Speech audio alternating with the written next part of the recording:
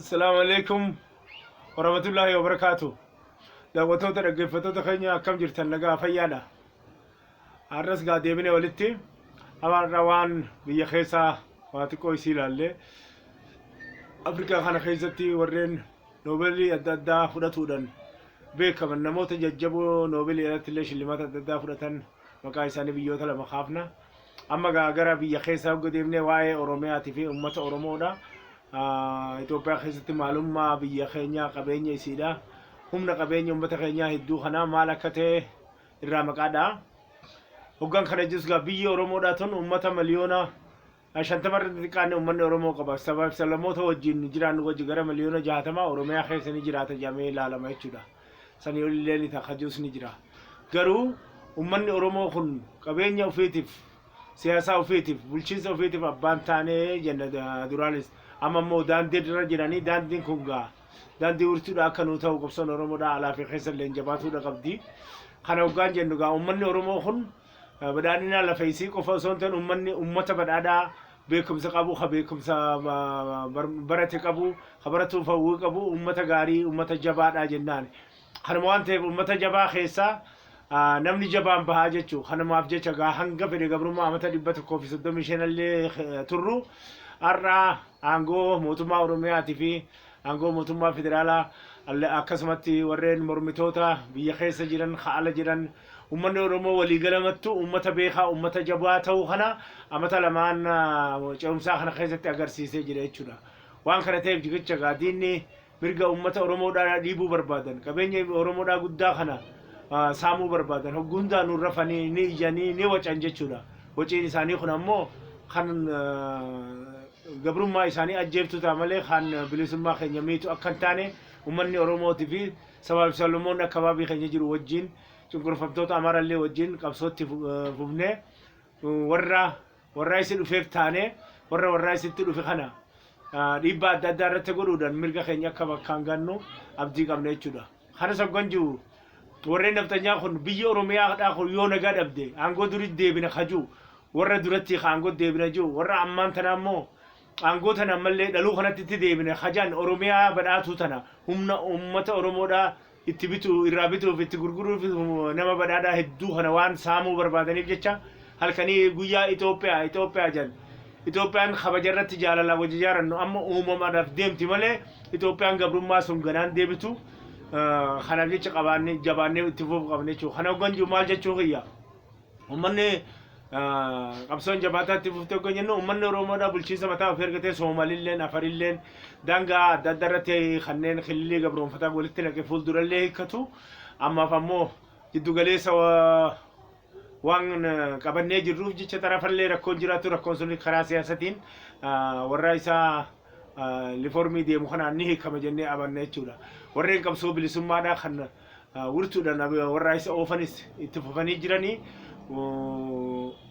waliigalattu uummanni Oromoodhaa moo'insarra akka ga'u sabaaf sablammoota illee akka wajji moonu abdiin jabaadha jechuudha. Hoggan kana jiru Sidaaman dhiyoo tana kililii biyya Itoophiyaa tana keessa jirtu sagalirraa 10tti idaatee jirti walaayitan sosso'aa jirti sameen Oromoo fi kunis akkanumatti warri dabuubii kunis 5 irraa haga 6tti bifa takka waliin gurmaa'anii aadaa ofii afaan ofii hunda kabajsiifatanii milkiidhaan qabsoo isaanii xumuruudhaaf yoomihuu qabsootti jiranii jechuudha. Ammas jiraatuma qabanii. Hoggan kana jiru naftanyoonni maal barbaada? Akka warra dabuubii kana sabaaf sablammoota 56 hajiru kana hunda walii qabanii afaan isaaniitiin osoo hin ta'in afaan Amaaraatiin akka walii galan godhuudhaan bittaa isaanii babal'isuuf hawwan jechuudha. Waan kana ta'eef jecha bittaan isaanii kun uummanni dabuubiidha. Akkoota sabaa ollummaa qabanii bakka 5 fi bakka 6tti gurmaa'anii mootummaa naannoo ofii dhaabbatuudhaaf qabsoon itti fuftee jirti. Sidaaman bakkaan gattee jirti. Walaayitallee dhaluu kanatti bakkaan geessi jaamee eegama. Kanneen biraatis haafan itti fufan. Kana hogga jennu immoo diinagdee ofiitiif abbaa ta'anii afaan ofii, aadaa ofii, waraana ofii jechuun kiyya waraana federaalaa jalatti naannoo ofii eegu godhatanii baankii mataa isaanii fidela ofiitiin hojjetanii uummanni kun maalummaa ofii beeksisuuf qabsoon isaanii xumuraa dhufaa jirti jechuudha. Naftanyoonni kan barbaadu maali jechuudha? Naftanyoonni kan barbaadu afaan isaaniitiin afaan Amaaraatiin biyya dabuubii kana hunda bulchanii kanneen Oromiyaadhaa akka Soomaalii, Afar, Binishaangul, Gambeellaa kana hundaa'u afaan kana jalatti addeebisanii dhiibbaa Itoophiyaatti akka dur baran saaminsa baran san deeffatuuf deeman kun kadee budhiisii warri dabuubitu kililii adda addaa shanirraa haga jaha jennee jirra uummatanii aadaa ofii afaan ofiitiin itti furmaa baankii ofiitiifis abbaa ta'uudhaan saamurra deeman jechuudha. warreen naftanyaa kun baankiin arraan tana Finfinnee irraa qabee hanga magaalaa Baha Oromiyaa, Seensa Oromiyaa, Kaaba Oromiyaadha, Dabuubii fi Afar Biniishaangul Gambeellaa hunda keessatti baankii kana olaantummaa kana oofaa jiran dhibbarraa 65 irraa haga 70 baankii keessa haga 80 illee kaji'uu ni jira isaanii kasabsaa jiran. Baankiin takkittiin tan baankii 5,000 jalaa qabduu jira jechuudha damee adda addaa jechuudha kiyya. Kana hundaa warri keessa jiru warra naftanyaa kaduri khasiraata dabrisan qabatee harkaa qabu jechuudha. Kun hundinuu gabbee ummataaf akka heddumina ummatatti akka naannoo ofitti Oromoonis akka Oromootti Dabuubinis akka Dabuubitti Sidaamaa Gambeellanis Biniishaangul Afar Somaalenis qabeenya biyya ofii karaa baankiitiin karaa adda addaatiin to'atuu qaban aadaa ofiitii fi afaan ofiitiif bal'ifatanii warreen baandiraa duratti gizeen raakutte kana ortodoksii ibsitu amantii kiristaanaa ibsitu afaan amaaraa olaansitu aadaa Oromoo amaaraa bal'isuu deemtu duubatti qabatanii har'a Itoophiyaatti ganaa feena jakun manaa baafe'amuun danda'u uummanni sin hayyamu jechuudha abbummaan fedhe yoo kajeeles waan kana ta'eef jecha uummata Oromootis amma waa'ee Oromiyaa hogga haasan hedduu ka Oromoodhaaf yaadanii fakkaatan saboonni amaaraa miliyoona 8 irraa 7 haga 8 ni jira jamee eega sanii olii kaji'uu ni jira sanii gadis kajiru jira ammoo hisaabni uummataa gaafa godhamee adda ba'a warra nu keessa jiru kana akka obboleeyyanitti abbaa isaaniitti hayyoota isaanii dhufe warra kana nuti akka wajjin jiraan dildila isaan itti nagaa biyya kanaa dhoorgan jiddugaleessa Oromoo nagaa dhoorgine Finfinnee nagaa dhoorgine kan biraatis aangoo deebina jedhanii manaaba isaan yaadan kun bakka hin ga'u jechuudha. Oromiyaa kana maaliif rabbashan? Fakkeenyaaf Gujii fudhannu Booranaa maadinoota adda addaa ka jiran fakkiidhaaf maqaa dhahamee Wallaggallee bakka maraa akkasuma jira. Harargee yoo fudhannes Jabuutitti aanuu qofa osoo hin ta'in Soomalitti aanuu qofa osoo hin ta'in jimaa isirraa bahuun bunaa fi qabeenya isiin badhaate kanaan Baalee Arsiin garbuu qamadii dhadhaa sangaa Oromiyaa keessaa hara Finfinnee deemuuf biyya keessa hunda diinagdee sosoos gurguddaa kana Oromoo qabaa jechuudha. Waan kana jecha biyyoonni addunyaarraa dhufan hundinuu Oromiyaa kana miilaan irra jetan malee bakka birallee dabruu hin danda'u jiddugaleessa biyya waan taateef.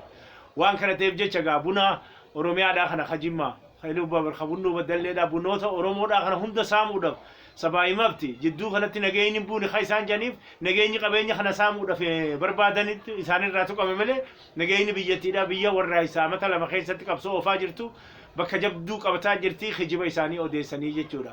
Waan kana ta'eef jecha warreen kun hoggu hunda Oromoofis rafan Oromoonis sabaa fi salmoonni qabsuu qaban jechuudha.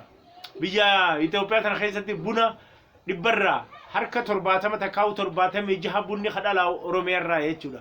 Aanati naannoti Oromiyaadhaa magaalota osoo hin dabalatiin naannota 18 irraa 20 ta'urraa buna ka oomishu ana 18 jechuudha buna ana 16 ka jiru ni jira 18 ka ana oomishu zooni naannoon oomishtu jechuudha. Aanoti Oromiyaa keessa 80 illee ni jira 85 jiruus gaama haalli wayyaa'ee jira daangarraa isaan hunda addaa sirraa'ee jira aanota 80 keessa aanonni 178 aanaa buna oomishuu jechuudha. Wanni isaan rafuu dhoorgamu seera biyya Itoophiyaa ka federaalaa hin jijjiiramu itti Tigireenis wanni jituuf naftanyoonnis seerata isaanii ka duratti jiru kana bakka akka sosoone daran deeffatu wanni isaan iyyaniif qabeenyuma Oromiyaadhaa kana saamuuf malee waa takka waan biraatiif heerri tuqamee hogga jayyoo buna Oromiyaarraa garbuu fi qamadii Oromiyaadhaa buna Oromiyaadhaa jimaa Itoophiyaa Oromiyaadhaa walii galattu rakkina isaanii kana hasaaman kana dhabaniiti hayyan malee wanni warraayisa keessatti Oromoon addatti miitiin jirti. Oromoon ammoo mirga ofii argatuun isaanii miidhaa taate miidhaa isaan ajjeeftu taate malee Oromoon mirga irraan deebitu jechuudha. Waan kana ta'eef jecha qabsoon uummataas itti fufuu qabdi. Warreen diina keenya yoomii nu rafanii namni nagaa barbaadu hoggaa hunda lola qophaa'ee taa'uu qabaa jiran.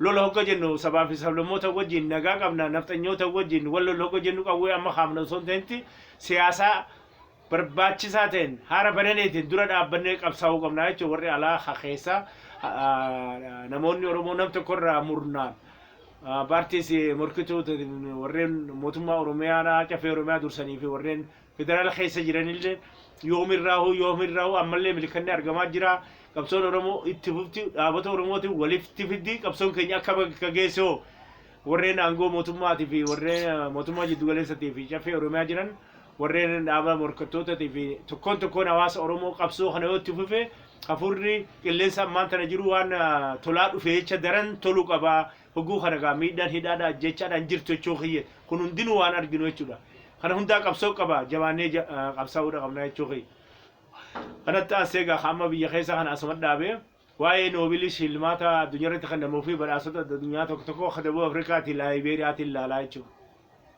Dabub Afrikaan tun bara 300 Ingiliziin gabroomte jechuudha.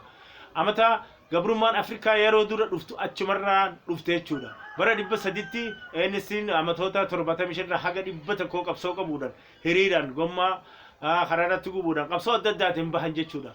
Hogguu qabsoota keenya nama waliin laallee qabsoon keenya dhalti firii argamsiifte haala bareedarreetti kanuma keessatti ni ilaalla jechuudha massaata kana keessatti. Dabub Afrikaan tun bilisummaa isii bara 300tti argatte jechuudha. Ha argatte Nelson Mandeelaan walgahii Afrikaa irratti argamee bara 1961 hara Dabub Afrikaatti hogga deebu mana hidhaa mangistii Dabub Afrikaadhaa galchite jira mangistii apartheid sun. Hogguu galchitu Roobiin Deseetii amata 17 hidhameeti achirraa baasan jechuudha. Maal jechuu kiyya? Ummanni Awurooppaa fi Ameerikaa fi Awurooppaa fi mangistiin Dabub Afrikaa kun maddeen isaanii karraa dhufan Ingiliz waan ta'eef jecha Awurooppaa fi Ameerikaan Nelson Mandeelaa nama qabsoo kana du'atti faratan jechuudha. Du'arraa deebi'aniiti akkuma qabsoon jabaattan umriitti faratan. Umriirraa booda immoo deebi'anii baasan jechuudha. Warreen kun dhugaaf dubbanna warra mirga ilma namaatiif dhaabbanne addunyaa hajaan kun faayidaa ofii bichaa dhaabbatuu isaanii agarsiisa. Nama du'atti faratan kan umrii deebisanii gara deebanii nama dhugaadhaa bilisummaadhaa qabsoo qabajanii mana hidhaati amma 27 baasan. Hogguu baasan yoo noobeelii adda addaa shallamuudhaan dhaabbanni adda addaa kana noobeeliin ta'e shallamuudhaan badhaasa addunyaa kana hedduu fudhate keessaa nama tokko jechuudha. Hogguu kana jennu maal jechuudha warri Ameerikaa fi Awurooppaa kun sammuu isaanii keessaa yaada lama kijibaa fi dhugaa of keessaa qabanii warra sammuu lama kijibtoota dhugaa dubbatu fakkaatan jennaan jechuudha. Maaliif Nelson Mandeelaa du'atti faratan hana umritti deebisanii fi ammallee amma 27 dhaan deebanii shillimaata addunyaa kanarraa bakka hundaa dura haa kennu isaanii jechuudha. Namni sun isumaa beekimas ammallee hayyoonni Oromoodhaa kan hidhamelleen boruu bahaa kan qabsoo wareegama barbaachisu keessa bu'es qabsoo Oromoodhaa rakkinni isaanii qabsoo Oromoodhaa rakkurraa baasa kana hogga jennu Dabub Afrikaa akkanatti hogga laallu badhaasa kana noobeelii Nelson Mandeelaatti kennanii Federees Deekalar kan aangoo Dabub Afrikaa macarashaa tana qabullee wajjin fudhate kana waan ta'e dureen amantii kiristaanaa Dabub Afrikaadhaa Desmond Tutuilleen qabsoo siyaasaa qofatan ta'e amantiillee hedduu waan godheef jecha akkuma qabsoonni Oromoodhaa ammallee amantiillee gabroomuu hin qabne qabsoo jiru kana warreen amantii Islaamaa isaa ta'u hundinuu waaqeffataa qabsoo jiru kana qabsoo bilisummaa keessa qabsoo amantiitis waan hin baaneef jecha daran tokko taanee jabaatu qabnaa jechuudha. Nelson Mandeelaan hedduu badhaasa guddaa fudhatee noobeelirraa qabee badhaasota adda addaa hedduu fudhate. Kanatti aansineemmas Laayibeeriyaa laallaa Alan Joolsan Sarbiis jamti pirezidaantiin isaanii Saamu'eel Dooyanii Haduraa hedduu uummata biyyaa kana miidhee fixee hedduu rakkisee warra isii uummata qabsoo qabeen Alan Joolsan Sarbiis karaa aangoo fide jechuudha. Alan Joolsan Sarbiis sun dhalaadha nama Laayibeeriyaati. Hedduu qabsoo qabdi keessatti badhaasa noobeelii addunyaallee argatte jechuudha Alan Joolsan Sarbiis sun. Alan Joolsan Sarbiis dhalaadhaaf dhaabbatuudhaan dhalaa waan taateef osoo ta'e akka mangistitti dhalaa dhaabbatuun sadarkaa Afrikaatti tokkoffaa qabattee jirti jechuudha. Alan Joolsan Sarbiis nama dhalaa ta'uu qofa osoo dhalaa dhaabbatuu qofa osoo ta'in nama qotee bulaa keessa dhalatee qotee bulaarraa keessa baratee bahee biyya dursee addunyaa irratti noobeelii osoo ta'in badhaasota adda addaa 20 ol argatte jechuudha. Haala biyya keessa yoo deemne nama tokko faarsuu fi arrabsuuf osoo jirtutti odoo jiritti dhugaa jirtu lafa kaa'uudhaaf Dr. Abiy Ahmed takkaa'u Xaqilaa Ministeerri Itoophiyaadha. Noobeelii shillimaatii addunyaa kana amata lama keessatti wayita warra isaa qacinqii kanatti argatuunis innillee nama qotee bulaa keessaa bahe ilma qotee bulaadha ammallee mirga dhalaatiif illee hedduu kadhaabbatee ministeerota keessaa harka ministeerota 20 keessaa dhalaan kun dhiirti 10 jechuudha walqixa godhee jechuudha. Jechuun kiyya honqa'iinsa malee isi wal fakkaata hajuu dhalaaf dhaabbatu irratti hajuu isilleen dhalaa taatee donteen akka duree Laayibeeriyaat innilleen akka duree Itoophiyaatti dhalaa ministeerota hunda walqixa godhuun bareedaa innaan jechuudha hoggan kana juu noobeelii kana gaa akka kanaan yeroo gabaabduutti argatuun kun gammachuu Oromoodhaa kan dhibbaatti yennaan maaliif jechuudha mootummaan Itoophiyaa tun bara 1937 Haile Sillaaseen dhalaa'ee ture sagalee xiqqoodhaan dhaabbata kumaa addunyaa keessatti dhaabbata noobeelii shilmaata kana keessatti kufee jechuudha eegas irraa bara 74 teenyetti noobeelii shilmaatiif amata shiggirii gabaabaa kana keessatti Xaqalaa Ministeeriin Itoophiyaa fudhatee jechuudha guutumatti Oromoo fudhatee yoo jenne ni ta'a Itoophiyaallee dabalatee maaliif namoonni Oromoo kun uummanni hawaasni Oromoo kan qotee bularraa atifatee bulaa fi barataa fi barsiisaa fi naggaatota hundumaa uummata uumadhaan badhaate akka jechiin isii maayiraan badhaate sammuun isaanillee sammuun nama keenyallee badhaatudha jennee itti boonu qabna jechuudha dhimmi siyaasatiif wal mormuudha wal jibbuudha dhimma siyaasati jechuudha dhimma gilliiti amma kan hin haasa'ee jira akka Oromootti Oromoon nama kana shiggirii keessatti badhaasa kan argatuun milkii Oromoodha kaduraa hogga ta'u Itoophiyaallee milkeenna Afrikaallee milkeenna jechuudha waan kana ta'eef jecha gaa nama tokko rakkoon qabu miidhaan qabu jechuu kiyyaa miti haalota jiru kana dhugaa lafa kaa'uu fi kanaaf jecha uummanni Oromoodha yoomihu akkuma qabsoo uummanni Oromoo qabe noobeeliin baate amata lama keessatti argame noobeeliin bilisummaa keenyaa kabbaa siyaasaa kabbaa diinagdeedha ka bulchiinsaa kan amantiitii fi barnoota fi fayyaatis akka nuuf uf badhaafnuuf maaf qabsoo qabne namni nu badhaasu akka noobeelii shilmaatatti hin jiru kan nama badhaasu bilisummaadha fi mirga ofiiti abbuumaaf falmataa waan kana ta'eef jecha gaa har'aaf haasawa kiyyaa asirratti gabaabsaa fuuldura walumaa deebinaa nagaan jiraadhaa isiniin jaa